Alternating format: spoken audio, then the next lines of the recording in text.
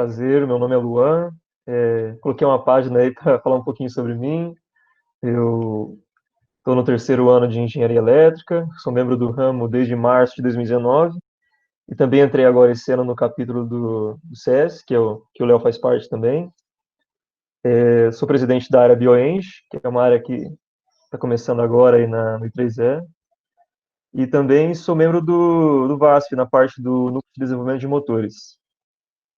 E atualmente, provavelmente eu vou iniciar uma pesquisa a partir de agosto com o professor Carlos Alexandre na área de biosensores, que é algo que eu vou abordar durante esse curso, sobre a importância, né, além das, da temática relacionada a sensores e transdutores, definições, teorias, né, e aplicações, eu vou abordar e afunilar esse curso mais para o lado da saúde e aplicações nos biosensores. Então, dentro dos objetivos do curso vem do que eu falei anteriormente, que é essa questão dos aspectos teóricos, necessidade de possuir esse dispositivo, por que eu preciso controlar algo, principalmente na área da saúde, você ter um diagnóstico prévio, antes que essa doença torne algo tardio e a pessoa já, por exemplo, tenha uma falência dos órgãos repentinamente, demonstrar essa importância dos componentes no contexto histórico, então a gente vai dar também uma voltinha na história aí, e falar um pouco aí do Egito Antigo, né, e a necessidade de medir, relógio de sol. Vamos demonstrar também alguns métodos e formas, isso mais vai ser amanhã. Vou demonstrar métodos e formas de construir um biosensor, que componente que tem um biosensor, vai ser algo mais específico. Aí a duração do curso vai ser hoje das 7 às 9 e amanhã das 7 às 8. Aí o conteúdo dele, então, já como eu falei anteriormente, vai ter essa volta à história da humanidade, sua necessidade de medir, essa diferença básica aí de o que é um sensor, o que é um transdutor, classificações e características importantes, aplicações meio que vocês já talvez já utilizaram um transdutor sem saber o que era, uma introdução aos biosensores para encaminhar para a segunda parte, que no caso é amanhã, para uma aplicação é algo mais bruto, assim, né? A gente vai ver o biosensor, ele em atividade, cada detalhe, cada função dele, cada componente. E também vou dar um exemplo aí de biosensor para o teste do Covid, algo muito interessante que eu quis colocar no curso. Essa parte de construção, né, mais focado no eletroquímico, que eu vou falar futuramente, que é o sensor mais utilizado na indústria alimentícia e um dos mais utilizados também na área médica. E no final eu vou dar uma palhinha ali de filtros e ferramentas, né? Porque é o que vem após você captar um sinal. Então, pode ter ruído, pode ter alguma coisa no seu sinal que você não está conseguindo identificar muito bem, e eu vou colocar um pouquinho ali de filtro que foi interessante, que eu achei de colocar no finalzinho. Esse drive aqui eu vou disponibilizar depois para vocês. Não sei se tem como, Leonichel, para mandar esse PowerPoint depois para todo mundo, porque eu coloquei um hyperlink ali do Drive, que são todas as minhas referências que eu usei aqui, acho que são mais de 20 documentos, incluindo artigos e livros. Para quem tiver interesse nessa área, eu disponibilizei tudo baixadinho já numa pasta, para vocês conseguirem ler à vontade assim e estudar. Pode ser disponibilizado isso, Léo? Legal, com certeza, a gente pode passar sim, Beleza. pessoal. Aí, vocês estão vendo essa barrinha roxa aqui embaixo, né? Então, eu fiz ela mais para ajudar vocês, talvez perde um pouquinho do tema. Eu coloquei o tema embaixo e as referências ali são, no final do curso, vou disponibilizar, né? Eu numerei de 1 a 10. Opa, pode falar, Leandro. Viu? Depois a gente pode passar esse PowerPoint para todo mundo, para quem quiser. Mas também, se você quiser agora, se você pegar esse link do Drive aí, fazendo um favor, se quiser passar para a gente aqui no chat.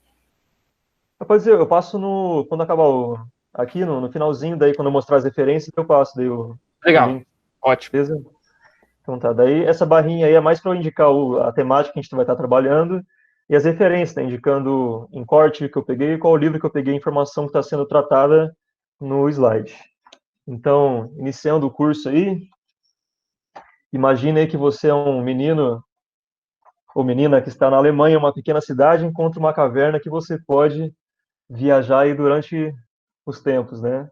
Então, vamos aí, você encontra Leonardo da Vinci, o cara que inventou o relógio marítimo, um relógio de sol no meio do nada, e a Esfinge. Então, o primeiro lugar que a gente vai já voltar para o Egito Antigo para conhecer um pouco mais do que teve de importância em medir as coisas, né? Então, no Egito Antigo, os historiadores eles acreditam que o cúbito foi a medida mais antiga conhecida, inventada por uma civilização. O cúbito, ela é a distância do cotovelo até a ponta da mão e dos faraós. Então, naquela época, um faraó fez essa medida e se deu em torno de 50 centímetros, meio metro. E eles colocaram isso num pedaço de pau, que é essa foto do meio aqui, esse pedacinho de pau de madeira, né, com esses hieroglifos. Então, com o início da geometria no Egito, a partir dessas medições de terras, então, gerou a exatidão dos projetos. Hoje, tem uma pirâmide, que é a pirâmide Khufu. O erro médio que acontece naquela pirâmide, é uma base dela tem 500 mil quilômetros quadrados em torno, assim. É só de 1,5 milímetros. Então, você já vê a importância da humanidade saber medir as coisas, aferir, ter o controle de tudo que está sendo construído e sendo realizado. Aí, partindo ainda no ambiente do Egito, teve também o relógio de sol, que é o instrumento mais antigo, datado por historiadores, com o objetivo de marcar a passagem do tempo ao longo do dia. E por que se teve essa necessidade de marcar o tempo naquela época? Antigamente tinha muito evento religioso, evento místico, e também tinha relação com a astronomia. Então, alguns eventos eram datados a partir desses pontos que o relógio de sol marcava. Mas daí, durante o tempo, outras civilizações, né, como os gregos, que eu dei o exemplo, criaram o gnomon, que é esse último reloginho aqui, em formato circular, e também os árabes aí evoluíram durante o tempo e criaram o relógio com ponteiro e ângulo, né? Então, ao passar dos anos, essas civilizações foram evoluindo e desenvolvendo cada protótipo aí do seu jeito e com a sua necessidade também. Aí vamos partir agora para o John Harrison, ele teve um inventor que teve uma descoberta importante, que ele inventou o relógio marítimo, que nessa época, em torno de 1760, eles não tinham um equipamento que conseguia marcar com precisão a longitude. A latitude eles conseguiriam nas navegações, só que a longitude não tinha uma precisão exata. Então, o governo britânico criou um prêmio, que era o Prêmio Longitude, para quem criasse esse equipamento com uma tal precisão, ganharia 20 mil libras. Então, o prêmio foi criado quando ele tinha 17 anos, ele só conseguiu conquistar com os 80 anos dele, sendo que ele morreu 3 anos depois. Então, ele conseguiu aproveitar pouco tempo aí o dinheiro dele, mas foi uma grande conquista para a navegação. Esse aí é o relógio marítimo. Aí, mais entrando a fundo na parte filosófica, assim, em si, o Da Vinci, diz um historiador russo, esse Akim Volinsky, que o Da Vinci teria uma forma de rezar própria assim dele, né? E a tradução dessa frase seria: ó Deus, obrigado por seguir suas próprias leis. Então, o que ele quer dizer com esse trecho?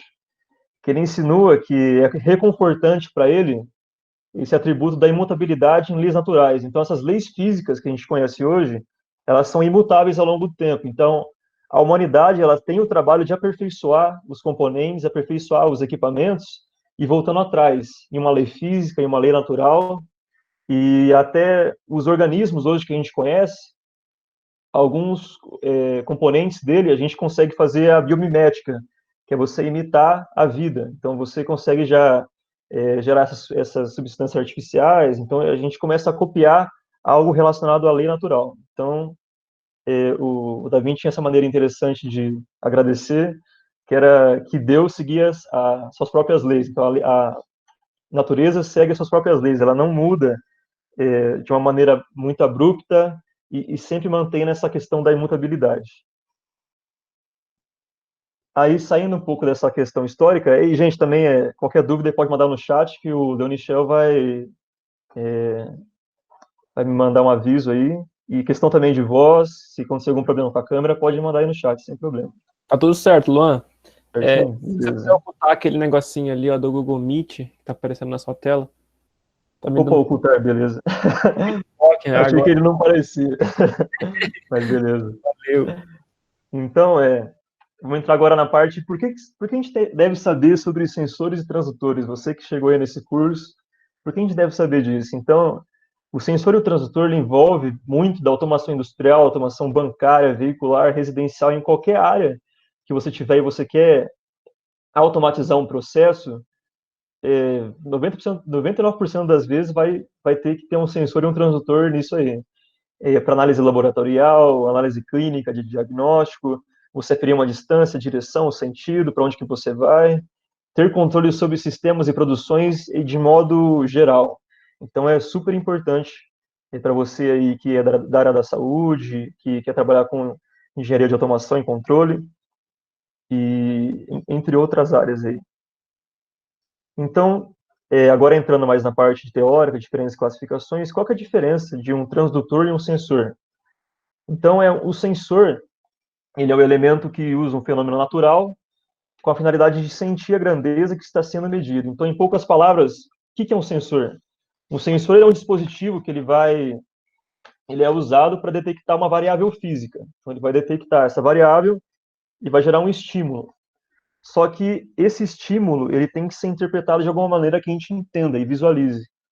Quem vai fazer isso? Vai ser o transdutor. Então, o transdutor, ele recebe uma grandeza que o sensor vai fazer esse estímulo, e o transdutor, geralmente, ele vai retornar como saída um sinal elétrico, porque geralmente um sinal elétrico. Ele pode, porque a definição do transdutor em si é que ele é um componente que recebe uma grandeza e devolve em outro tipo de grandeza. Então ele pode receber, por exemplo, algo relacionado a calor e devolver um sinal elétrico, uma reação química em calor. Então é mais essa transferência de grandeza. Você recebe uma grandeza e transfere ela em outro tipo. Mas no nosso caso, eu vou trabalhar aqui geralmente que a saída do transdutor, após o estímulo do sensor, vai ser um sinal elétrico. Né? Então, observar para controlar. Quem vai sentir vai detectar essa variável física é o meu sensor. Só que quem vai interpretar para mim, para eu conseguir visualizar isso e estudar, aplicar num controle, vai ser o meu transdutor. Aí a gente entra é, num embate bem importante que é tratado no livro Handbook of Sensors, que é uma introdução aos sensores. Ele coloca essa questão do que é natural contra o que é feito pelo homem. Então, o homem ele sempre vai buscar as coisas pela natureza. Então, os sensores naturais, eu dei um exemplo aqui encontrado em organismos, né? Eles geralmente vão responder com sinais de características eletroquímicas, igual acontece, por exemplo, no axônio de um neurônio, bomba de sódio e potássio. Esse caminho é percorrido por um balanço, um equilíbrio iônico, né? Então, é uma característica eletroquímica. Já o sensor feito pelo homem é baseado em transporte de elétrons, né? Então, sempre vai ter, talvez, uma correlação entre o que é natural e o que é feito pelo homem. Sempre a gente vai tentar buscar algo que está ao nosso redor. Aí entrando em classificações dos transdutores, a classificação dele vem mais pelo nome, pelo método que ele realiza. Então, se ele, por exemplo, um transdutor mecânico, ele vai realizar um deslocamento, um movimento ou uma pressão. Um transdutor biológico, ele vai se utilizar de uma atividade enzimática, metabólica, para gerar um sinal elétrico, por exemplo.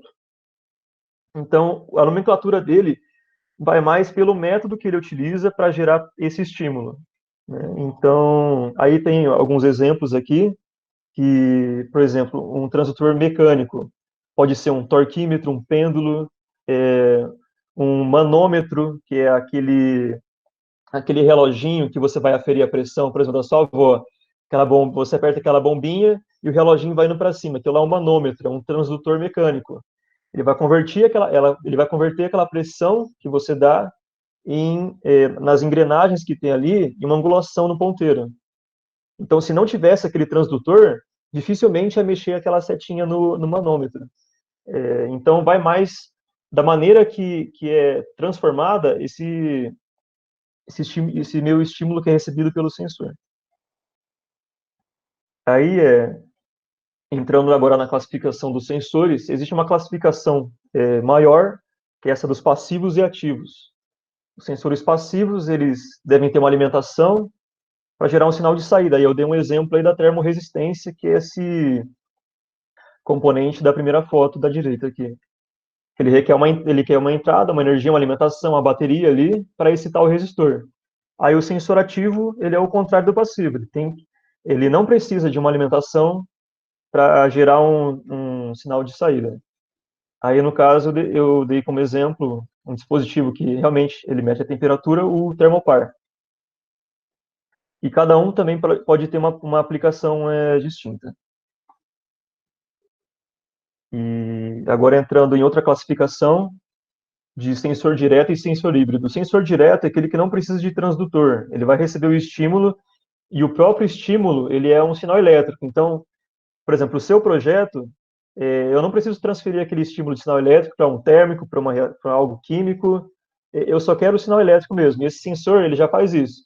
Então, você vai utilizar um sensor direto com o próprio estímulo, gera um sinal elétrico e vai para o meu controle. O sensor híbrido é o que tem o transdutor. Então, se eu preciso fazer essa mudança de grandezas que eu falei anteriormente, eu vou precisar de um transdutor. E eu posso ter vários transdutores no meu sensor, que é naquele sentido por exemplo, eu pegar uma reação química, transformar isso em calor, e do calor transformar isso para algo que gera um sinal elétrico.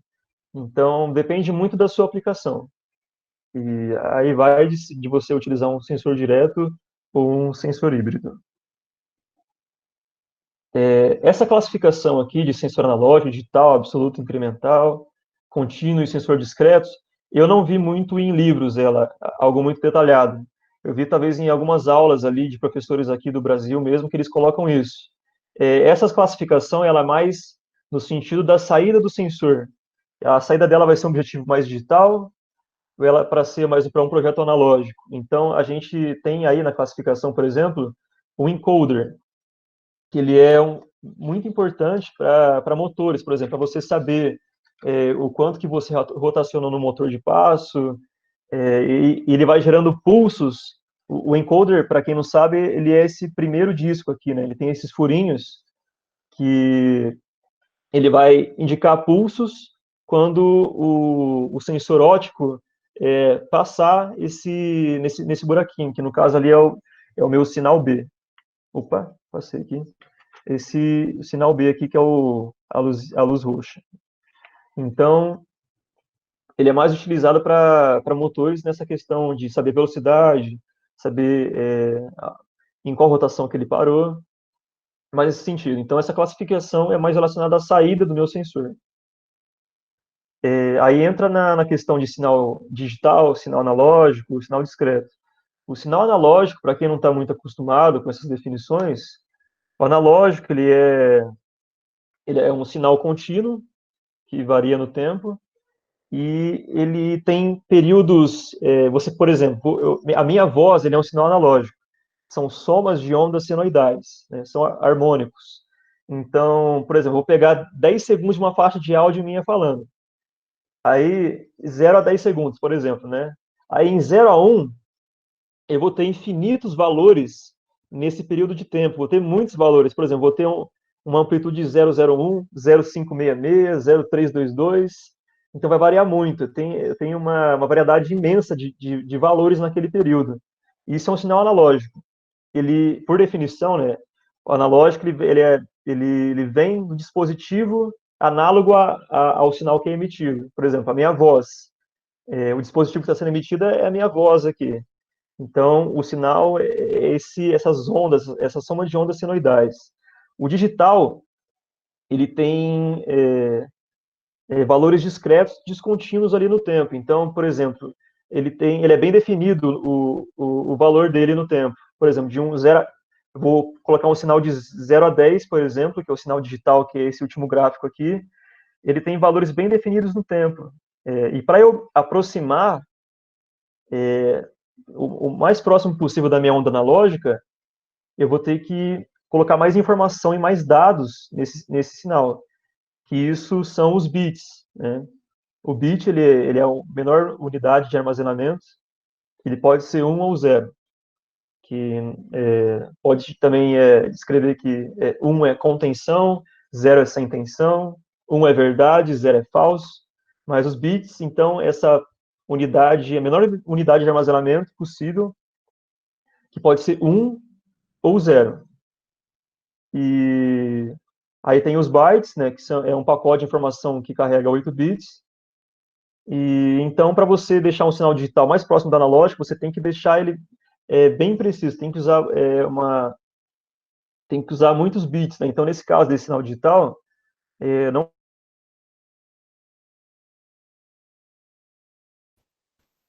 Alô?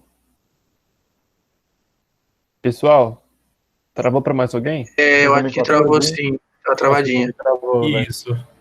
Pô, travou a minha voz? Travou. Voltar uns 10 segundos anterior?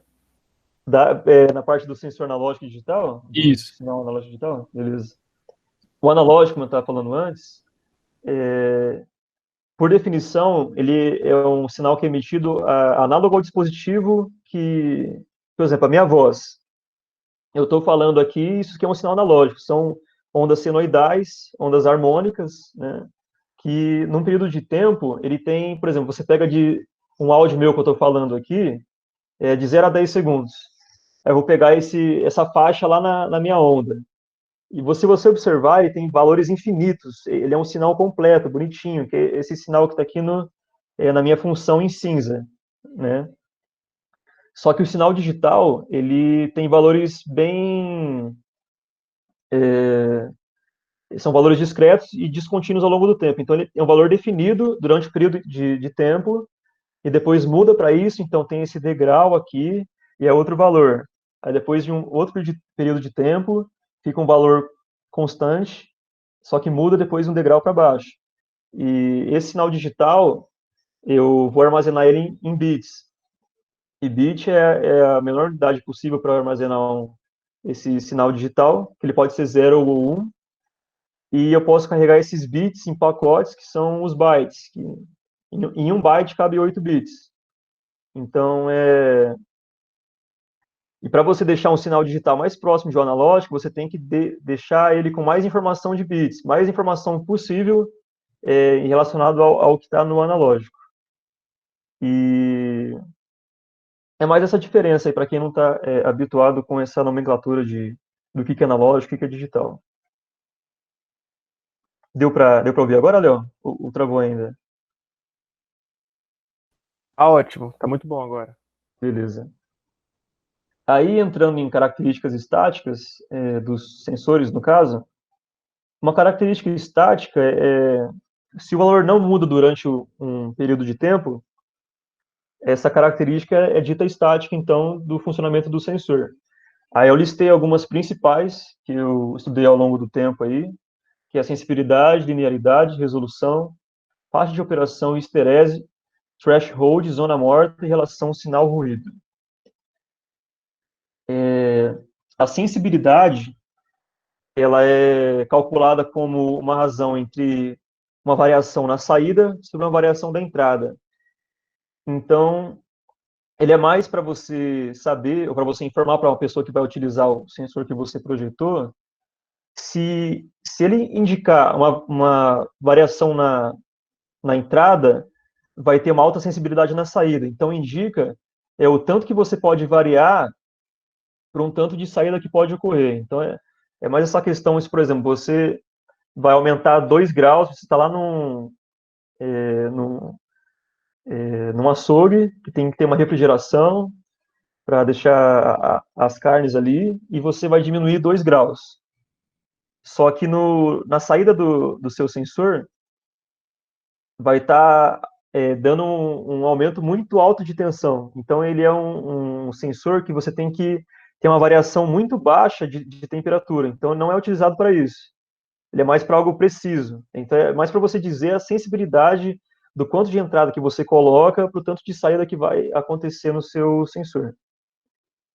A linearidade, como o próprio nome já diz, ela é para sensor linear. e o sinal de saída ele deve ser proporcional a uma grandeza. Então, por exemplo, o meu sensor ele é uma função no tempo que ela é proporcional a somente uma grandeza. Então, vai ser uma reta. Só que não é o que acontece na realidade. Dificilmente ele vai ter esse funcionamento de uma reta. Então, por exemplo, nesse gráfico que eu fiz, o meu ideal seria a reta, e o que acontece é a curva. No aspecto da linearidade, você consegue informar para a pessoa, ou quando você está lendo as informações do seu sensor, ver possíveis erros. Então, essa barriga aqui, ela é um erro que pode acontecer no meu sensor. Então, você vai indicar para a pessoa esse afastamento do que seria ideal, para ela saber que isso é próprio do sensor. E também tem a questão do seguinte, isso pode ser um erro do componente. Então, se essa barriga for muito grande, normalmente tem esse valor desse afastamento, dessa flechinha azul.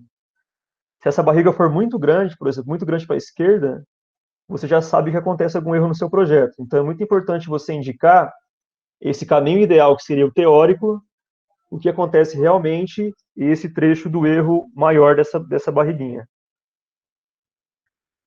Aí, entrando em resolução, resolução ela é a menor variação no sinal de entrada que resulta em algo mensurável na saída.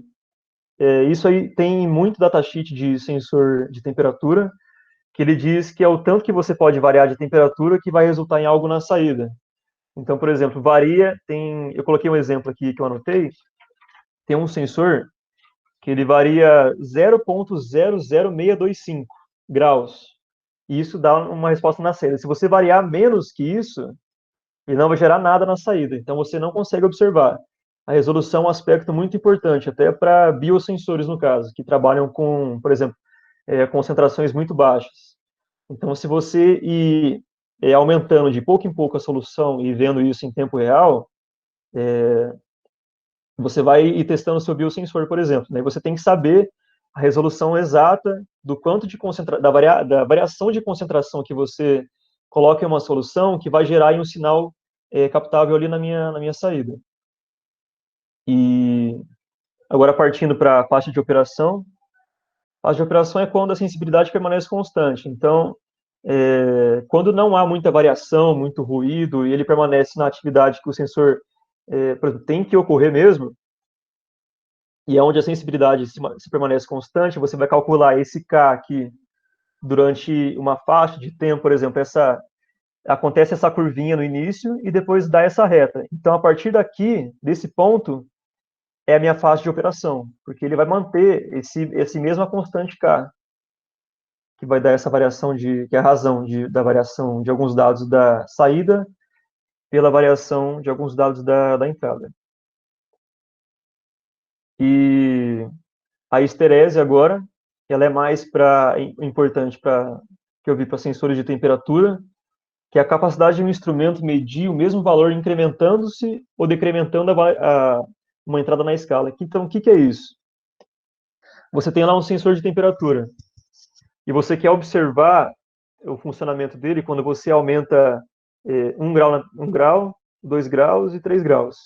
Depois você quer ver quando você partiu desse ponto, só que está diminuindo agora. Então você está diminuindo 1, volta 1 de novo e volta 1 de novo, para estacar 0.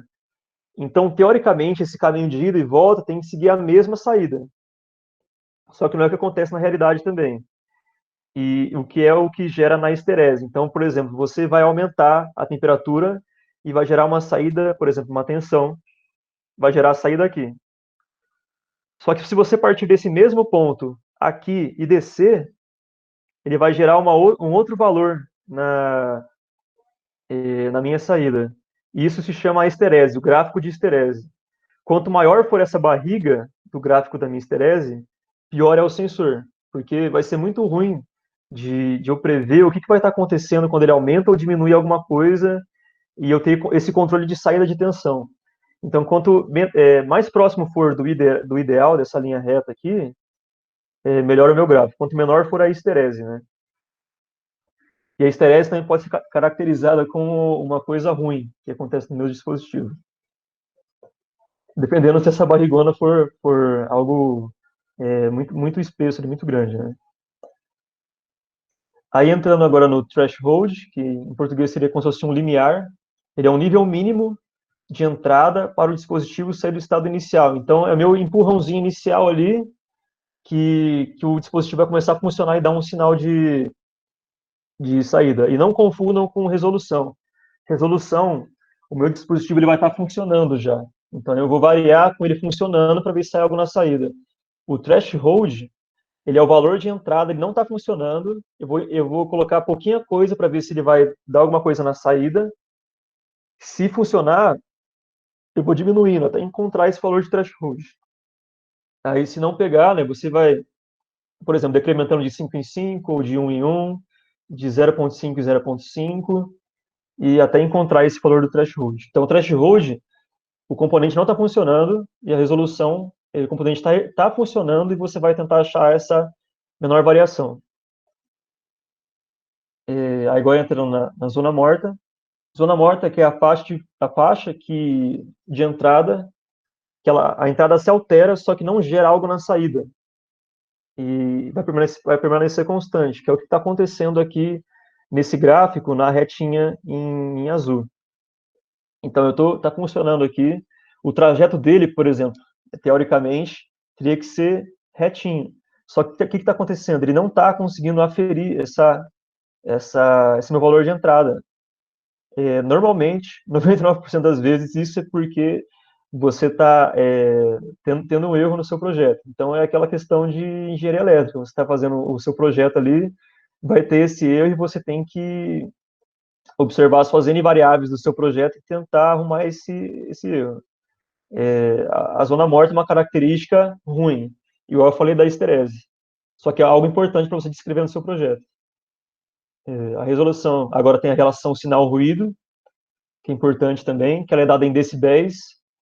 Então, a sigla dela está em inglês, né? Signal to Noise Ratio, que é 10 vezes log de PS sobre PR. PS seria a potência do meu sinal, e o PR é a potência do meu ruído. E a potência seria em watts daí. E como eu falei anteriormente, o SNR é dado em decibéis. A potência do ruído, por exemplo, você pode observar no seu sinal e fazer um estudo de um espectro de frequências. Então, e analisar, por exemplo, está tendo um ruído da rede e aquele ruído está 60 Hz, que é a frequência de sinal da rede. Então, você vai colocar a potência desse ruído nessa equação e a potência do seu sinal em si, do seu sinal do sinal bruto inteiro, para saber essa relação do quanto de ruído que tá sendo aplicado no seu sinal. O SNR é para saber a qualidade do seu sensor. Aí, saindo agora dessa parte teórica e mais entrando nas aplicações, ô Léo, tem alguma dúvida aí? Deixa eu até tomar uma água, porque minha voz está seca aqui já. Não, o pessoal aqui tá sem dúvida. Pessoal, alguém tem alguma dúvida aí? Pode escrever no chat, hein? Qualquer coisa pode mandar aí. Mas agora vai ser algo menos tanto teórico assim, vou partir mais para aplicação. Não, fica tranquilo. Eu achei bem interessante, bem legal com tudo que você passou aí. Beleza. Aí, essa foto aí, eu peguei da revista Quatro Rodas, uma reportagem que eles colocam essa evolução nos sensores automotivos.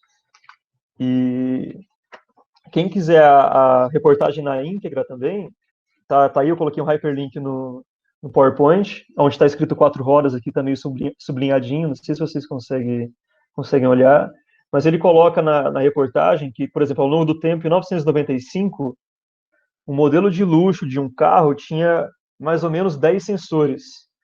E em 2018, nessa reportagem, eles colocam um carro da Volvo com 100 sensores. Então você vê a evolução do ser humano ter o controle do que está acontecendo. E mais por questão também de segurança, né? Por exemplo, aqui, né, a questão de você saber a qualidade do ar, a temperatura, o conforto também da pessoa que está dirigindo o carro. Então, é uma aplicação muito interessante que está evoluindo demais, essa parte de sensores automotivos. Até também para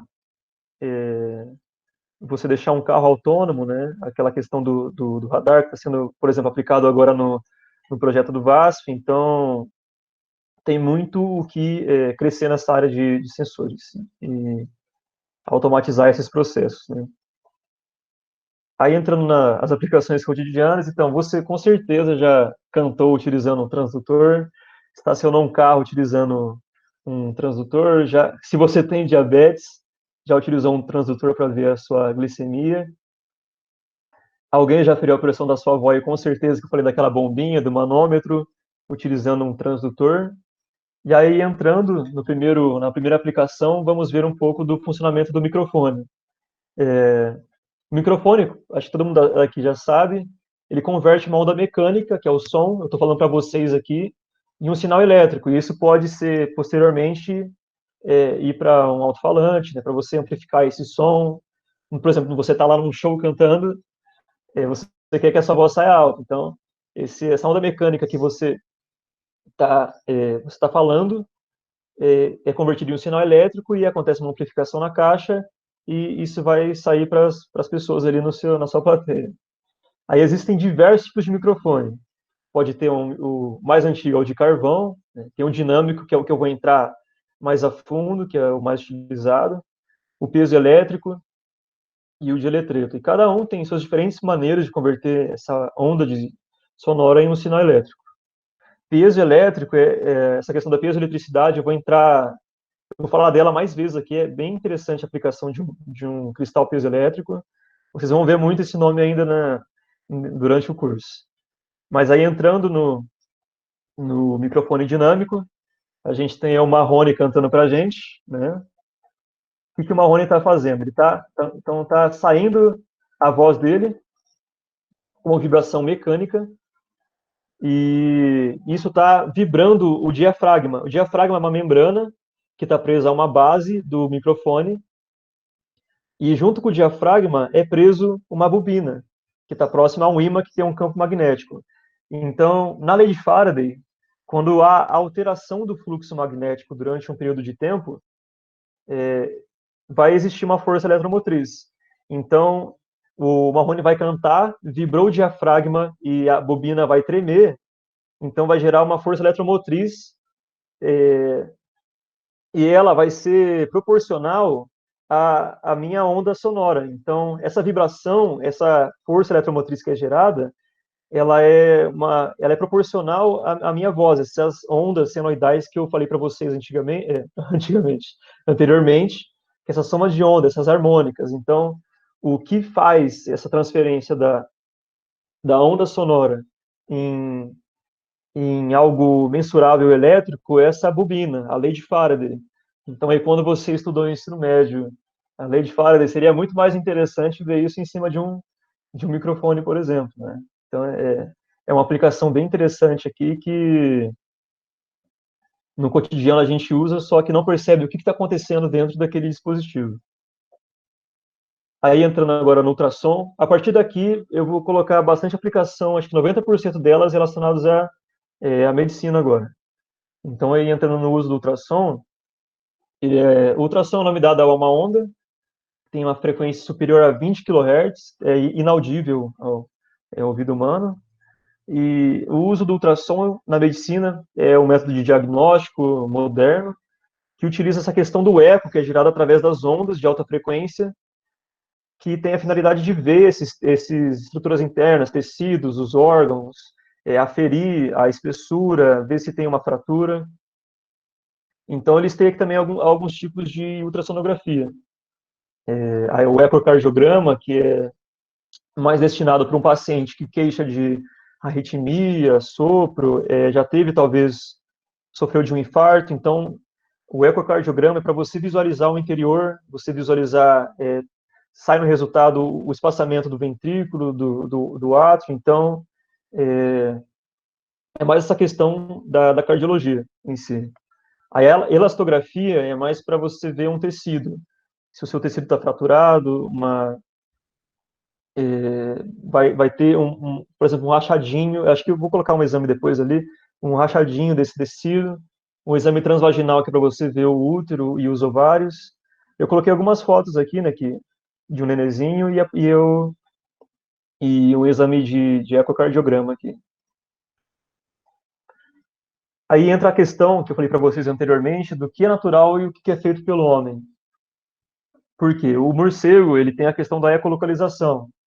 Ele vai emitir ondas no ultrassom, essa onda ela vai bater no objeto, refletir para ele, e ele calcula no sentido dele essa distância. Então ele consegue se localizar e ficar voando aí na caverninha. Então o morcego, ele utiliza do ultrassom, da física do ultrassom, para se localizar.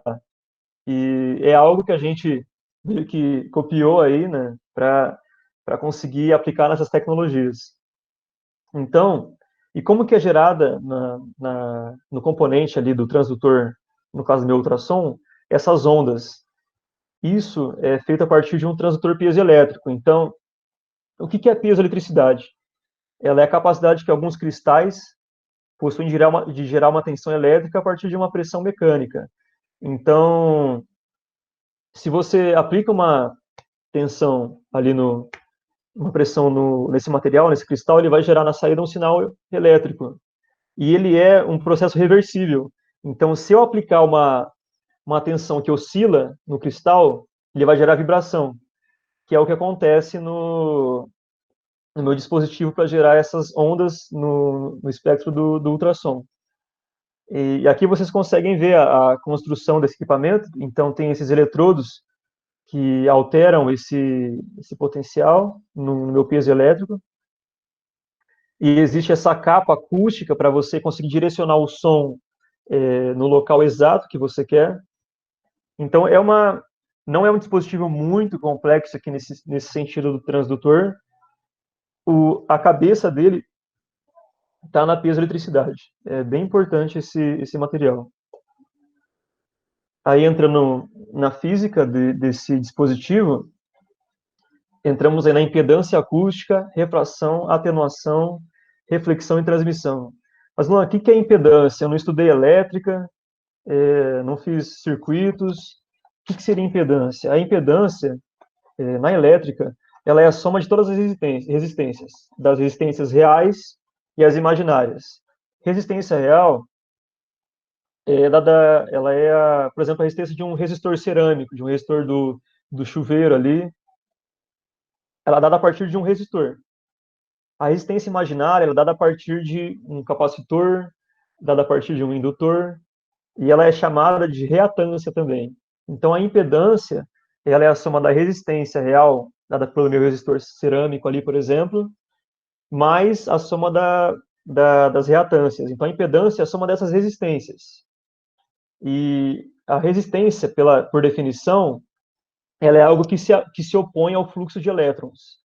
Então, o que seria a impedância acústica? Ela vai se opor à propagação de onda. Então, é como se fosse um grau de reflexão. Quanto maior for a impedância acústica de uma camada, mais ela vai refletir esse som. E é o que acontece, por exemplo, nesses tecidos aqui. Ó. Então, eu listei para vocês a velocidade de propagação do ultrassom nos tecidos. Então, tem a gordura, tem a água, tecido mole, fígado, rim, sangue, músculo e osso. O osso, ele tem uma velocidade maior, então vocês podem ver que na equação aqui ele vai ter uma impedância acústica elevada. Então, ele tem uma alta chance de refletir o ultrassom que está sendo emitido ali pelo piezoelétrico. Aí, saindo um pouco da impedância, vamos na parte da reflexão e transmissão. Tem como você calcular a reflexão da sua onda a partir dessa relação de impedâncias acústicas.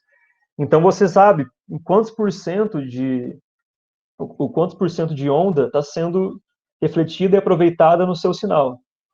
E a questão da transmissão também, né, que é 1 menos a reflexão. Aí entra a refração. A refração, por que existe a refração no exame de ultrassom? A refração, vocês lembram aí do ensino médio, a velocidade de uma onda, ela altera quando você muda de um meio para outro. Então, vocês lembram, por exemplo, da lei de Snell, né? Tem um Nzinho, N1, que é o meio 1, e o N2, que é esse meio 2. Então, a onda, ela vai bater com um ângulo de inclinação aqui nessa faixa de mudança desses meios, ele altera a velocidade. Então, ela vai ter um ângulo incidente diferente do ângulo que vai acontecer a refração. E a refração é algo ruim no ultrassom, porque ele vai gerar alguns artefatos. Por isso que o cara, quando vai fazer exame em você, ele fica mexendo para não gerar esses buracos. Porque, para não gerar refração, o ângulo ele tem que ser perpendicular a essa diferença dos tecidos. Então, o som ele tem que pegar 90 graus perpendicular a essa diferença de tecidos. Por isso que é importante aí a lei de Snell, né? Tem a relação dos cossenos. Aí a atenuação ela é causada pelo espalhamento das ondas e absorção nos tecidos em forma de calor.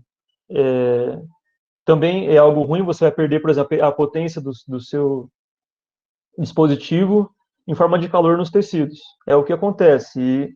Mas pode gerar danos no tecido da pessoa, isso se o exame for feito numa frequência muito alta da onda, e se você fez ele, por exemplo, muitas vezes na semana. Pode gerar algumas bolsões de água nos tecidos, pode acontecer, mas pelo que eu vi aqui é difícil. É mais nessa questão de se for uma frequência muito alta da onda e você fez o exame também com uma frequência exagerada aí. E entrando agora na última aplicação dessas de cotidianas aí, o sensor óptico de pulso, ele é um projeto que está sendo realizado aí pela área, né, BioEng, que vai tentar realizar um smartwatch, mas aí indo para a aplicação em si, ele é um instrumento utilizado para medir batimentos cardíacos, e é muito encontrado, talvez aí vocês tenham, até estejam com eles na mão de vocês aí, no pulso, para realizar esse batimento cardíaco. Então, a partir de alguns LEDs dispostos ali na base, o fotodiodo, que ele vai ser responsável por ver essas alterações da luminosidade e detectar o que é um batimento, o que não é um batimento, e contar isso e mandar para a interface do relógio. Mas, Luan, o que é um fotodiodo? O que é essa alteração que acontece? Então, o fotodiodo ele é um dispositivo que ele é sensível à luminosidade. Então, quanto mais luminoso for o meu... quanto mais luminosidade estiver incidindo ali no meu fotodiodo, maior vai ser a tensão. E o contrário também, quanto menor luminosidade, menor vai ser a tensão. Então, o que acontece ali na minha pele para detectar essa alteração? Quando acontece um pulso de pressão, um batimento no seu corpo, altera o volume no leito microvascular do tecido, que é uma camada da pele. E quando altera esse volume, a luminosidade que incide ali naquela região, ela vai ir para o fotodiodo e ele vai perceber um aumento da luminosidade. Isso, consequentemente, vai dar esse pico, que é esse gráfico aqui que vocês conseguem ver na direita, que é a fotopletismografia, que é o famoso PPG, que é o gráfico resultante que esse fotodiodo vai receber. Então, o que eles fazem para contar o seu batimento? Eles colocam um threshold, que é por exemplo, uma linha aqui, que quando o valor, por exemplo, for... Aqui está 550, esse valor aqui do meio, 550. Quando ele bater 550, isso quer dizer que é um batimento. Então, toda vez que bater esse 550, ele vai considerar como sendo um batimento. Aí, durante um período de 60 segundos, que é um minuto, ele soma esses batimentos e vai colocar na sua interface do dispositivo. E o PPG, além dele dar essa informação dos batimentos, se você utilizar para um oxímetro, ele vai gerar também esse gráfico, mas o oxímetro, ele utiliza LEDs no vermelho e no infravermelho. O oxímetro é para você ver a porcentagem de oxigênio no sangue. É bem importante para esse tempo de pandemia aí, né? Porque a pessoa ela chega com oxigenação muito baixa, às vezes já num grau elevado aí da doença, com uma taxa de oxigênio muito baixa no sangue. Aí depois dessas aplicações aí, se você tem interesse e dinheiro também, né, existem vários módulos de sensores no mercado hoje. Ô, Eu Luan, coloquei algum... Opa, pode falar, Léo. perdão te interromper, cara. Eu posso fazer um adendo aqui rapidinho? Eu queria que você falasse também, falasse um pouquinho mais também do sensor de batimento cardíaco, fizesse um gancho falando do projeto, da área também, Ah, fazer, sim. fazer um marketing já. Opa, então, gente, para quem não conhece aí, temos aí a área bioética, projetos para engenharia biomédica, e estamos aí com um projeto para construir como se fosse um smartwatch. Então, a gente está projetando em circuitos esse sensor. Então, a gente vai estar utilizando, por exemplo, esse fotodiodo, né? Vamos utilizar, ao invés de um LED, que, por exemplo, tem nesse dispositivo do Pulse Sensor, a gente vai utilizar uns 4 LEDs, que é o que tem no Apple Watch. O Apple Watch ele tem, se eu não me engano, 4 LEDs verde, 2 infravermelho e 8 fotodiodos.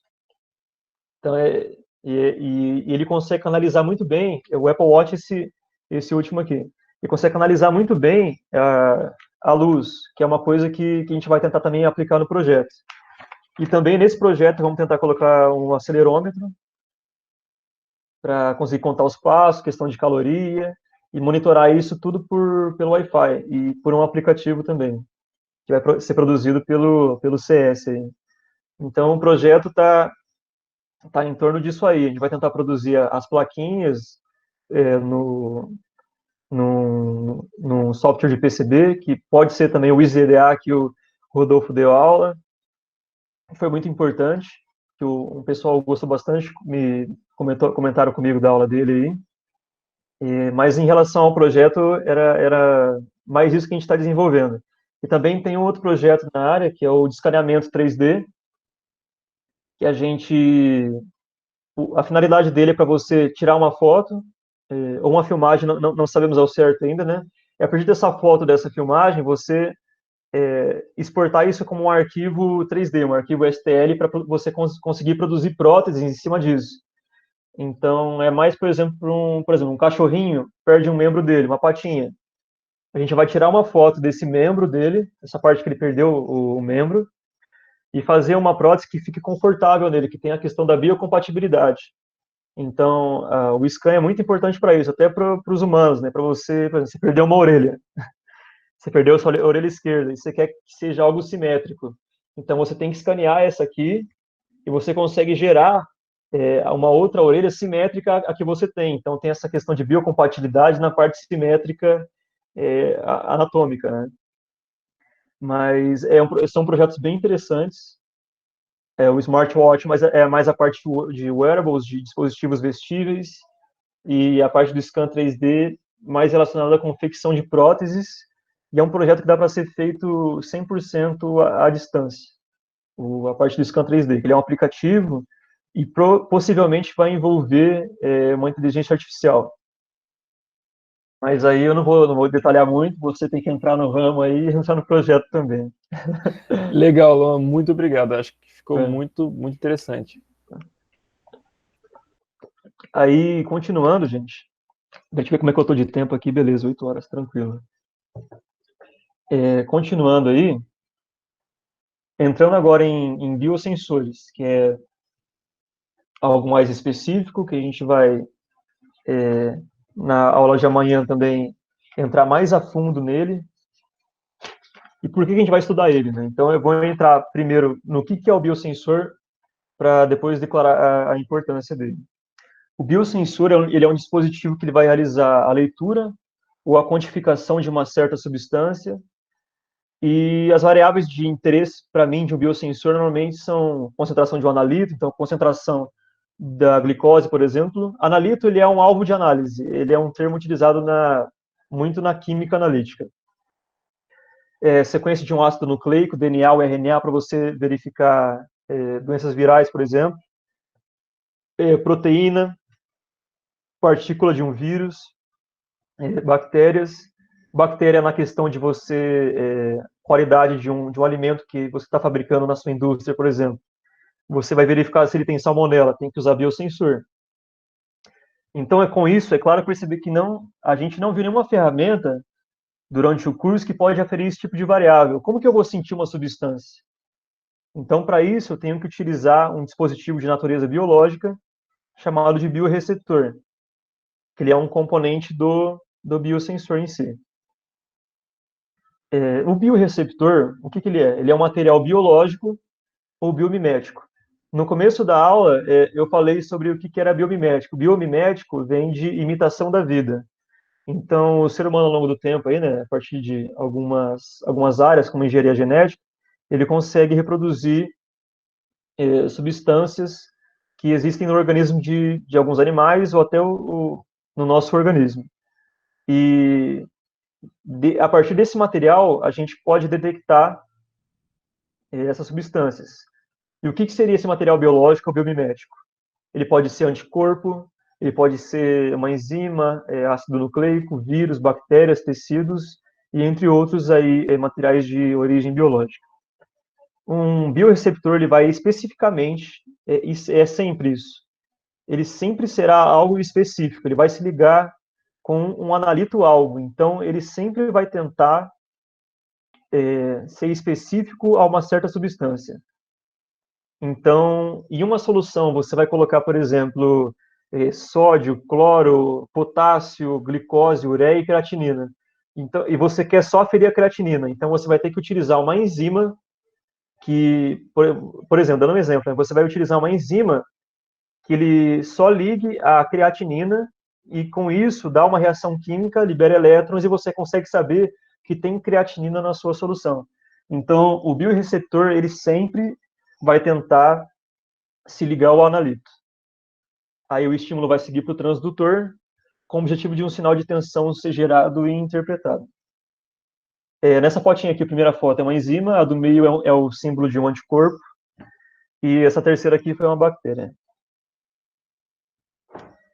Aí, indo para a construção básica de um biosensor, nele possui, então, vamos começar aí com um analito. Então, tem a minha solução aqui, o meu analito, ele vai ser esse círculo. Então, tem o círculo e o triângulozinho, que é outra substância que eu não tenho interesse nela por enquanto. Então, eu só quero aferir a minha bolinha. Então, o biorreceptor, vocês podem verificar aqui que ele tem o formato da bolinha. Então, o triângulo não vai encaixar aqui, não adianta, de qualquer lado que ele for tentar se encaixar, não vai, e só vai encaixar a bolinha.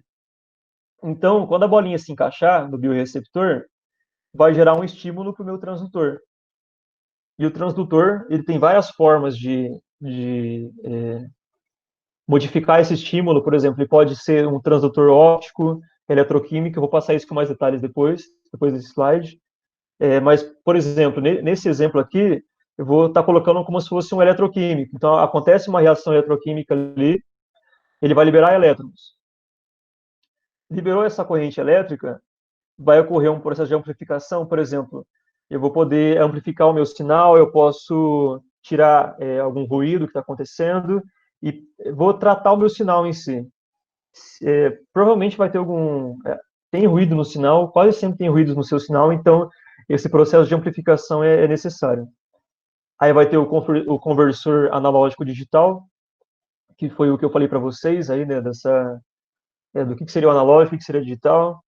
Então, eu vou ter esse conversor para ele conversar com o meu microcontrolador. Então, esse sinal vai ser tratado pela amplificação e convertido para um sinal digital, em forma de bits. E, a partir do controle, vou pegar essa informação, fazer alguns cálculos por alguns modelos, que eu vou passar também alguns modelos dentro de biosensores, e a partir desse cálculo, eu vou disponibilizar, por exemplo, num visorzinho. Então, eu coloquei aqui, né, para ilustrar, uma quantidade, por exemplo, de glicose. Quando você faz o exame, é miligramas por decilitro. Então tá, por exemplo, X miligramas por decilitro de uma substância. É basicamente isso que está acontecendo no meu biosensor. Vai ter o meu analito aqui, tem o biorreceptor que só liga a essa substância, um analito-alvo, acontece o estímulo, o transdutor vai pegar essa grandeza do estímulo e passar para um sinal elétrico, acontece a amplificação, a conversão em sinal digital, o meu controle, que é o microcontrolador, vai fazer o papel de fazer esses cálculos e disponibilizar isso no visorzinho, para o meu usuário ver o que está acontecendo nesse processo. Aí, indo para tipos de transdutores, igual eu falei para vocês anteriormente aqui, o transdutor ele pode ser eletroquímico, pode ser óptico, e agora eu vou entrar em 3 tipos dos eletroquímicos. O eletroquímico, ele é responsável por fazer movimento, a partir de movimento de íons e difusão de espécies eletroativas. Então, acontece uma reação química de oxirredução, por exemplo, e ele vai possibilitar o fluxo de elétrons. Então, eu vou poder saber, por exemplo, quando acontece uma reação química, ele vai conseguir aferir quando que acontece a minha reação, porque eu vou colocar um potencial ali constante. E se aumentar esse potencial, ou se aumentar a minha corrente elétrica, eu vou saber que está tendo uma reação química. Então, é isso que acontece no transdutor eletroquímico. E ele se utiliza de eletrodos. Eu estou com... Deixa eu ver se está aqui. Peraí, eu trouxe um eletrodo que eu estou utilizando na minha pesquisa, só que eu acho que ele caiu no... Ah, está aqui, está aqui. Ele é um eletrodo flexível para você utilizar em dispositivos vestíveis. Então, não, mas o que são eletrodos? Eletrodos são essas... Eu fiz um desenho aqui, né? Em células eletroquímicas possuem esses eletrodos. E podem ter células com 2 eletrodos, com 3 eletrodos. Isso depende da sua aplicação. Então, Léo, você consegue falar para mim se consegue ver isso aqui? Bonitinho? Dá para ver tranquilo. Dá para ver? Eu então, não sei se a gravação, às vezes, dá para ver, porque eu não sei como é que a gravação funciona, se ela vai pegar a sua tela. Será que você consegue, tipo assim, parar de transmitir, mostrar e depois volta a transmitir, ou fica difícil? Parar de transmitir o PowerPoint? Pode ser. Rapidinho, porque daí eu acho que a gravação foca na sua imagem daí. Sim. Deixa eu ver aqui. Ó, estão conseguindo ver agora aí? Ó, bonitinho aqui. Isso. Pra gente não muda nada, tipo assim, mas na gravação... Mais pra gravação, né? Então, gente, isso aqui, ele é uma célula eletroquímica. E esse do meio que tem o caminho até a bolinha é o eletrodo de trabalho, que a gente chama. Esse aqui, o maior, é o contra-eletrodo. Esse aqui, o pequenininho, ele é o eletrodo de referência. Então, ele é utilizado em muitos sensores, muitos biosensores eletroquímicos, para, por exemplo, você aferir o tanto de glicose que tem, aferir se tem uma bactéria ou não, para você ver se você tem um vírus ou não. Mas como que eles conseguem fazer isso? Então, eles colocam esse bioreceptor aqui no eletrodo de trabalho, eles vão isolar ele aqui, e você, então, vai colocar uma amostra, por exemplo, vai colocar uma gotinha de sangue nele aqui, ou de suor, e uma tensão vai ser inserida nesses terminais que eu vou indicar para vocês aqui, por que insere esse potencial. Mas uma célula eletroquímica é basicamente isso aqui, quando eu falo de eletrodo. É esse componente aqui. Beleza? Eu vou voltar aqui rapidinho. Ô, Luan. Opa. Cara, eu tenho uma dúvida aqui. Achei super interessante. E deixa te perguntar, é descartável esse Sim, eletrodo aí? Descartável. No meu caso, por exemplo, ele tem vários tipos de materiais que pode ser feito. Ele pode ser feito de nanotubo de carbono, tem também de prata, cloreto de prata, tem de ouro, tem de platina. Vai do preço, assim, também, né? E da aplicação que você tem. Mas assim, tem alguns dispositivos que tem varetinhas muito pequenininhas disso aqui. Tipo assim, vem um pacotinho de, por exemplo, uma senha disso aqui, para você fazer realmente esses testes e descartar. Tipo, você tem algumas aí na sua casa, daí se você for fazer um teste, você faz e depois tem que descartar e pegar outra daí. Isso, mas tem aplicações que você consegue fazer você consegue limpar isso, você consegue aplicar várias vezes. Entendi. O mesmo eletrodo. E é muito caro esses equipamentos, assim? Não, por exemplo, se você for comprar para a indústria, assim, o menor pedido para você, por exemplo, uma empresa grande no Brasil, eu fiz um orçamento, você tem que pedir 75 no mínimo.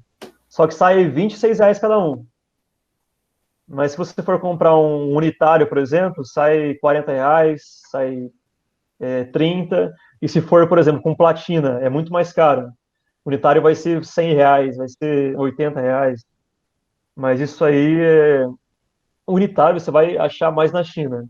Se você for de empresa em empresa, eles só dão um pedido mínimo de 45, de 75 eletrodos, mais para gente grande, assim, eles vendem. Pera, são R$ 26 para cada um desse daí? Para cada um desse aqui. Nossa. Para cada um desse aqui. É que é muita tecnologia envolvida. Ah, É porque também tem a questão de durabilidade, né? Do quanto que você pode adaptar ele, colocar mais bioreceptores, porque tem que ser um equipamento preciso, né? Quando você está de saúde, tem muito disso do componente ser caro. legal. Mas na questão do atacado, deve variar muito o preço. Certo. Mas Beleza. o que eu fiz de orçamento mesmo era de, por exemplo, 75 de eletrodos de carbono com prata e cloreto de prata, 20 e poucos reais, assim. Em torno de 20 e poucos reais. Obrigado, viu? Vou colocar a tela inteira aqui. Tá. Eita, agora voltou tudo, peraí. Vocês estão vendo aí, gente, minha tela, né? Sim. Marrone de novo. Aí, ó. Então, gente, eu vou ocultar essa partezinha aqui.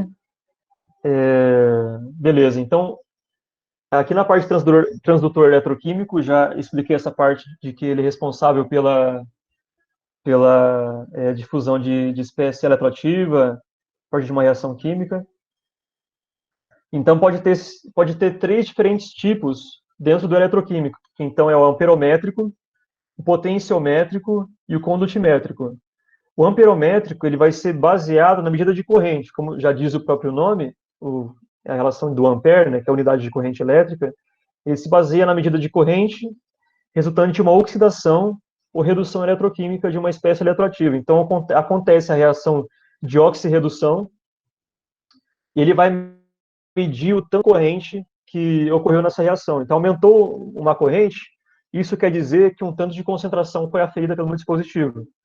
Mas, Luan, qual que é o modelo matemático que representa esse aumento de corrente para um aumento de concentração na minha reação? Isso eu vou entrar mais em detalhes com vocês na próxima aula, que é uma equação de Cottrell, que ele vai realmente fazer essa relação do tanto de corrente para o tanto de concentração. E o transdutor, o biosensor eletroquímico amperométrico, ele é o mais utilizado em indústria alimentícia, principalmente pelo preço dele ser mais barato que os demais que eu vou falar para vocês, e pelo tempo de resposta dele, pela sensibilidade. Ele tem N fatores que são superiores a outros transdutores ainda. O potenciométrico ele não é muito utilizado, ele é baseado nessa determinação da diferença de potencial entre um eletrodo e outro, a partir de uma membrana. Então, acontece uma reação e essa membrana vai ser seletiva. Então, vai ter um fluxo de elétrons nessa membrana, e ele é uma construção mais complexa de um biosensor, então não é muito utilizado, ele é um componente mais caro. Não vi muita documentação em relação a ele também, mas a construção básica dele são dois eletrodos, uma membrana seletiva no meio, e quando acontece a reação, vai acontecer um fluxo de elétrons. Essa membrana seletiva é mais pela relação de não acontecer o fluxo de corrente significativo, mas quando acontece a reação, aí que ele indica que tem uma substância, por exemplo. O condutimétrico ele é baseado na medição de condutância. Então, por exemplo, eu vou ter uma enzima nesse meu componente. Ele vai acontecer a enzima vai catalisar uma reação. Essa reação vai liberar espécies iônicas e vai ter um fluxo de elétrons maior. Então, quando alterar essa quantidade de portadores de carga, vai ter uma maior condução. Então, o condutimétrico ele vai partir do quanto a mais está sendo conduzido. Se está conduzindo mais do que o que eu postulei para ser algo não funcional, por exemplo, não está tendo reação, tem a substância que eu quero visualizar. Então, por exemplo, eu coloquei uma proteína de um vírus. Que um vírus ele pode gerar uma proteína no seu organismo. Aí os anticorpos eles vão trabalhar para tentar eliminar essa proteína, por exemplo, né? Então, eu vou ter um anticorpo no meu sensor, no meu biosensor condutimétrico, que ele vai se ligar com essa proteína. Então, quando ele se ligar com essa proteína, vai acontecer uma reação que aumenta a condutância do meu dispositivo. E eu consigo visualizar isso. E eu vou saber que vai estar acontecendo, que tem essa proteína, então tem o vírus, por exemplo. Tá? Isso é o condutimétrico. É mais em relação à condutância. O potenciométrico é essa diferença de potencial nessa membrana. Quando acontece a reação, passa elétron na membrana. O amperométrico é com base na corrente, daquela equação que eu falei para vocês, a equação de Cottrell. Eu vou entrar mais a fundo na próxima aula. Aí, saindo de transdutores eletroquímicos, vamos agora para transdutores ópticos. O transdutor óptico, ele é baseado na medição de luz observada ou emitida, como resultado de uma reação química ou biológica. O que isso quer dizer? Por exemplo, existem biosensores de glicose que, a partir de uma reação química com uma enzima que chama glicose oxidase, dá-se uma reação. Aí depois dessa reação, eles colocam outra enzima, que é a peroxidase. Ela vai dar uma alteração na coloração da reação e eu consigo observar uma alteração na frequência da luz que está sendo emitida. E existe uma reação, uma relação dessa frequência que está sendo emitida com a concentração do meu analito. Então, o óptico ele vai trabalhar com essa parte de medição de luz, alteração de frequência que está sendo emitida, a partir de uma reação química ou biológica. Aí, o transdutor óptico, uma coisa também que faltou falar, atualmente ele está sendo mais caro. Então, posteriormente eu vou mostrar uma planilha para vocês, uma tabelinha, que mostra a maioria dos transdutores que são utilizados na indústria. E vai ter uma lista assim, aí vai ter um monte de eletroquímico amperométrico, aí vai ter uns 2 ópticos e um magnético assim, e um piezoelétrico ali por último. Então, mais pelo preço assim, o pessoal não vai utilizar o óptico. E não utiliza muito, né? Talvez para uma aplicação em específico assim. O transdutor piezoelétrico, tá vendo? O piezoelétrico tá em tudo. Foi em biosensor, microfone, e no ultrassom também. Então, no transdutor piezoelétrico, ele é baseado no princípio de revestir a superfície do biosensor com o meu bioreceptor, que vai se ligar seletivamente com o meu analito, e vai resultar em uma alteração de massa no piezoelétrico. Então, quando muda a massa do piezoelétrico, ele consegue aferir essa mudança de massa. Tem alguns biosensores que conseguem aferir questão de nanogramas, a diferença de massa. Então, por exemplo, acontece a minha reação química e há um aumento de massa. Por que acontece aumento de massa? Porque houve essa ligação com o meu bioreceptor. Então, eu sei que existe essa substância. E aumentou a massa no piezoelétrico. Existem, por exemplo, biosensores para detectar se você tem dengue nesse princípio do piezoelétrico. É bem interessante, é uma pesquisa brasileira e eu vou estar deixando ela no drive do curso. Bem interessante mesmo, é uma pesquisa, creio eu que daqui da Federal até, faz um tempinho que o pessoal lançou isso aí. Aí, por último, é o transdutor calorimétrico, que ele é com base, então, eles detectam alguns substratos ou alguns analitos baseados no calor envolvido na reação bioquímica. Então, geralmente, quando acontece uma reação com uma enzima, vai liberar uma quantidade de calor. E, às vezes, essa quantidade de calor você consegue aferir. Então, a partir de um aumento de temperatura, por exemplo, você consegue saber que existe essa substância biológica ativa que você quer aferir a partir dessa alteração de temperatura, utilizando uma enzima, utilizando outros tipos de bioreceptores que eu citei para vocês. Então, é a partir do calor. Mas, revisando essa parte de transdutores, tem bastante informação aí. A eletroquímica, então, é a partir de uma reação química, da oxidorredução que eu falei para vocês, movimento de elétrons, movimento de íons. O desculpa, o óptico é mais a parte de luz emitida, observada, aquela diferença de frequência que está sendo emitida. O peso elétrico vai ser na diferença de massa, que ele consegue aferir até questão de nanogramas. O calorimétrico para reações que têm um alto índice calórico, então uma entalpia muito grande. Aí, primeiro essa parte de transdutores, qualquer coisa vai mandar para o Leonichel aí que ele vai dar um grito. Mas essa parte de transdutores aí, fechou. Era mais isso que eu queria passar para vocês de transdutores, de biosensores no caso. Aí vamos partir agora para biomarcadores, que é uma questão muito interessante para quem vai entrar na área da saúde, né, de engenharia biomédica. Biomarcador, eles são substâncias que são encontradas nos fluidos corporais. Eles, por exemplo, né, então de alguma forma eles vão representar o funcionamento de um sistema do nosso organismo, podendo indicar doenças para evitar um diagnóstico tardio. Então, como assim? O que é um biomarcador? Por exemplo, no seu suor, que você está lá fazendo exercício físico, no seu suor existe um monte de substância que é excretada. Então, existe a glicose, por exemplo, no suor existe a ureia, existe a creatinina, e cada uma dessas substâncias indicam um histórico do seu organismo. Então, aquela glicose vai indicar se você está se você está com diabetes, por exemplo, ou se uma relação creatinina-ureia é uma relação muito importante para ver o funcionamento do seu rim.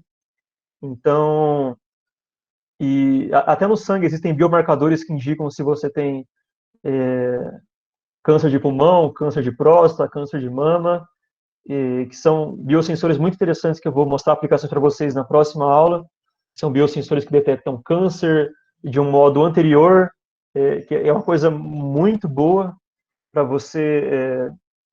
Essa questão de você ter um diagnóstico tardio é uma questão complicada, então o biosensor ele vem para ajudar nessa parte de você não ter um diagnóstico tardio da sua doença, e isso vem com base em biomarcadores. Então, biomarcadores são substâncias encontradas nesses fluidos corporais, no sangue, no suor, na saliva, na lágrima, na urina, que indicam o funcionamento de um sistema do seu organismo. Eles indicam o funcionamento do seu rim, do seu fígado, do seu pâncreas, e por aí vai. E vai dar o diagnóstico de possíveis doenças também. Então, e também nesses fluidos que você excreta durante o dia, no suor, saliva, ou lágrima, ou na urina, existem essas substâncias que eu falei para vocês anteriormente, da questão da glicose, da ureia, da urina, e entre outras substâncias. Aí, essa tabela aí, ela é, incrivelmente, esses aí são todas as substâncias conhecidas que existem no suor. Então, olha o tanto de coisa que a gente pode tirar de informação se a gente tiver um biosensor capaz de medir cada substância dessa. Então, o sódio ele pode indicar uma coisa, o cloro pode indicar outra, o cálcio, o potássio. Se eu não me engano, não está nessa lista aqui também, porque não coube, né, de tanta substância que tem, mas pelo que eu vi, tem quantidades mínimas de colesterol. Então, pensa, Luan, você pode se perguntar aí, então, mas Luan, como é que eu vou saber a relação dessas substâncias com o que existe na corrente sanguínea? Qual que é a relação do que tem no suor com o que tem na corrente sanguínea? Aí é uma coisa complicada. Existem pesquisas atualmente que saíram, por exemplo, esse ano, que eles estão colocando modelos computacionais, então isso está sendo em fase de testes. São equações diferenciais parciais de transporte de massa, de fusão. Cada camada da sua pele existe um tipo de transporte diferente. Então, mas existe estudos em relação a isso. E existe dispositivos que já estão sendo criados para esse objetivo, de você aferir por exemplo, uma glicose, você aferir ureia, creatinina, algumas vitaminas a partir do suor. Então, é algo super interessante que eu queria passar para vocês em relação a essa tabela, né? Mas em relação à teoria de hoje, era mais isso. Eu queria introduzir para vocês os biosensores, introduzir essas terminologias, definições dentro de sensores e transdutores. Aí eu queria fazer uma revisãozinha básica antes de terminar e para algumas possíveis dúvidas aí que vocês têm no final dessa aula. É para dar uma breve revisão para vocês do que a gente viu hoje.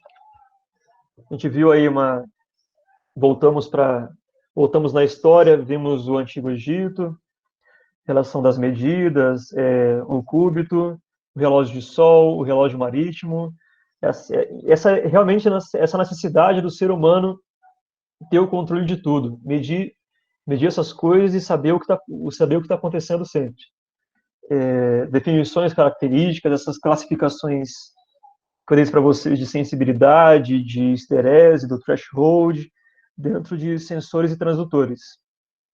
Também dei algumas aplicações e funcionamentos, o Marrone cantando lá no microfone, vimos a questão do diafragma, que vibra com as bobinas, e isso altera o fluxo magnético, que gera uma força eletromotriz, a questão do ultrassom, o peso elétrico, um material muito interessante. Introduzimos aí os biosensores e sua importância no estudo dos biomarcadores. Então, falei da questão de você ter um biosensor para cada tipo de analito ali, nessa tabela aqui. Imagina se você tem um dispositivo que consegue aferir substâncias essenciais para o nosso organismo. Basicamente, vai quebrar a indústria de laboratório, infelizmente. Mas o biosensor vem para ajudar.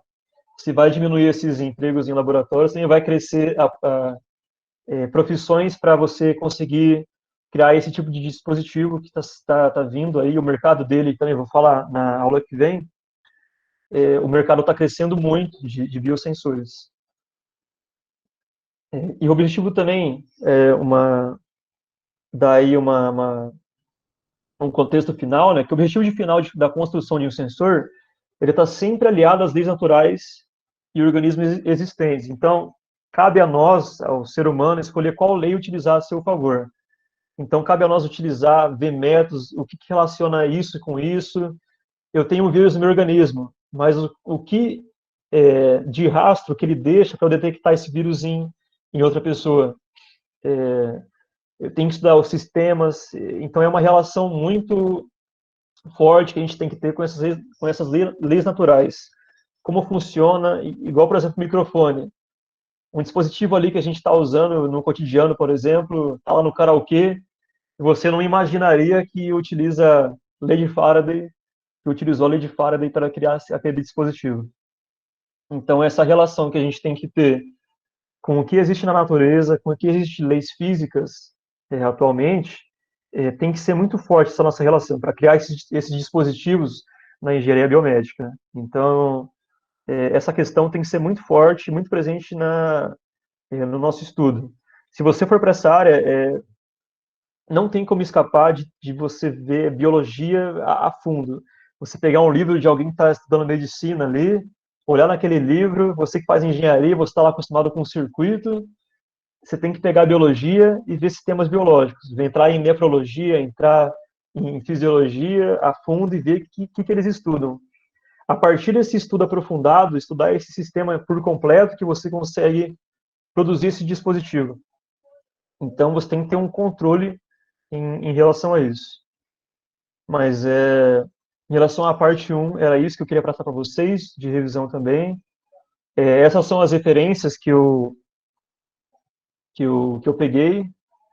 São livros muito bons, eu também estou utilizando para fazer a minha pesquisa, essa parte da instrumentação, sensores modernos, a questão da ultrassonografia, eu tenho uma análise muito detalhada. Quem quiser produzir um dispositivo de ultrassom, tem a física completa nesse livro, tem acho que 1.200 páginas de puro ultrassom nesse livro. é um livro muito importante. Introdução à instrumentação também tem essa parte histórica. Para quem se interessar nessa parte histórica, esse livro 4, o início dele é só isso. Então vai dar essa parte de relógio marítimo, como é criado também a primeira balança criada pelo homem. Então são livros bem interessantes. Quem tem interesse nessa área aí. E sensores e transdutores, introdução aos biosensores. Então tudo isso aí vai estar no Drive, que eu vou disponibilizar para vocês aí. E quando acabar a aula, eu vou mandar o link para vocês. E o que vem aí na parte 2? O que a gente vai ver nessa amanhã às 7 horas? Então, a gente vai ver aplicações na indústria alimentícia e na medicina. O que mais usa, né, nessa indústria, nesses tipos diferentes de indústria, na saúde e na parte do alimento. Vamos ver o funcionamento de biosensores que detectam câncer, biosensor que detecta dengue, a aplicação com o Covid-19. Saiu uma matéria do I3E Spectrum, não sei se todos conhecem aqui, é uma revista de pesquisa do I3E, que eles colocam algumas coisas que estão sendo desenvolvendo, né? Então, essa revista ela destaca muito bem um biosensor que detecta o Covid-19. É um biosensor com uma construção meio diferente. A gente vai entrar em detalhes na próxima aula. O que seria essa construção diferenciada aí? Vamos entrar a fundo na construção e um funcionamento de um biosensor eletroquímico amperométrico. Como eu falei para vocês, ele é o mais utilizado. Então, por isso que a gente vai entrar mais a fundo nele, ver os métodos, voltar um pouquinho no ensino médio, ver questão da eletroquímica, o que é uma equação, o que é uma reação de oxirredução, o que é uma enzima, como é que eu vou isolar uma enzima. Então, vamos afunilar para um biosensor eletroquímico amperométrico. A gente vai ver a construção e funcionamento dele. Vai ser bem interessante. Aí, após a construção e funcionamento desse dispositivo, vou dar alguns exemplos aí de filtros e ferramentas que vocês podem utilizar para testes. Então, por exemplo, existe o site que é o Kaggle, que ele tem datasets disponíveis de sinais, por exemplo, PPG. Se você pesquisar, dataset, para quem não sabe, é um arquivo que existem muitas informações para um determinado assunto em específico. Por exemplo, eu vou pesquisar sinais PPG. Então vai ter lá um cara que ele postou, por exemplo, 4 GB de sinal PPG. Vai ter um monte de exames de sinais PPGs, assim, para você treinar, para você filtrar, você ver como é que é esse sinal, como é que você interpreta ele. Então, para quem já sabe um pouquinho de Python, MATLAB, é interessante buscar esses sinais. Opa, foi o final já. Buscar esses sinais, por exemplo, buscar um sinal de ECG, EEG, EMG, que seriam sinais advindos de neurônios motores, que é ECG. Opa, desculpa, é o EMG no caso. EMG é eletromiograma. O ECG é eletrocardiograma e o EEG é eletroencefalograma. Então, tem informações desses sinais na internet e você consegue pegar esse arquivo, abrir no MATLAB, abrir ele em Python, começar a visualizar, começar a trabalhar com ele, interpretar esse sinal. Então, eu vou meio que entrar nessa parte aí com vocês, dar uma introduzida em filtros e nessas ferramentas. Mas o que eu queria passar para vocês era mais em relação a isso, e queria saber o que vocês acharam, se vocês têm alguma dúvida. Amanhã também vou mostrar outros componentes. Aqui na câmera eu vou tentar mostrar para vocês, mas de primeira aula aqui de início seria mais essa introdução que eu queria passar para vocês aí.